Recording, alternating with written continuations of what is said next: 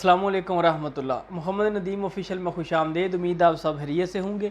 आज जो मेरी वीडियो का टॉपिक है वो सोने का कुश्ता बनाने के लिए सोना कैसा होना चाहिए उसके मुतालिक है। वीडियो शुरू करने से पहले अगर अभी तक आपने चैनल को सब्सक्राइब नहीं किया, चैनल को सब्सक्राइब कर दें और घंटी के बटन को दबा दें।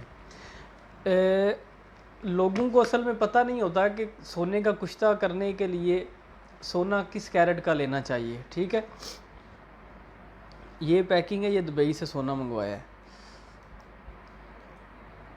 ये इसे बिस्किट बोलते हैं सोने का। ठीक है, ये सोने का कुश्ता करने के लिए हालस 24 कैरेट का जो गोल्ड है वो होना चाहिए।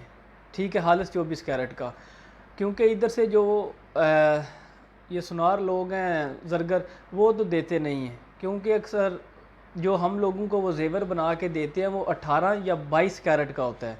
तो 24 कैरेट का जो सोना है वो सबसे बेहतरीन है। ठीक है, तो आपको यही मैंने कहना था कि जब भी आपने सोने का कुश्ता बनाना हो तो 24 कैरेट गोल्ड ही लेना चाहिए।